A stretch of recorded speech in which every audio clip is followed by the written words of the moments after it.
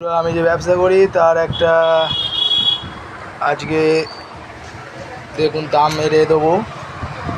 তা সেটা হচ্ছে দেখুন এই রসুনটা কেনা পড়েছে 60 টাকা, 10 টাকা সব বেচতে হবে। আর এই আদা আছে, আদা এবারে নিয়েছে 2000 টাকা মন 50। আমরা এটা পাইকারি করবো 70 টাকা 65 টাকা। পেঁয়াজ উঠেছে দেখুন 580 টাকা মন, 1 টাকা খরচা আছে। 15.50, 20 টাকা বেচতে হবে। এই যে ঢালা আছে পেঁয়াজ। মানে বড় রসুন আছে, এটা 90 টাকা কেনা, 90। 110-20 টাকা পাইকারি দেবো। এটা 60 টাকা কেনা পড়ছে, 80 টাকা করে পাইকারি হবে।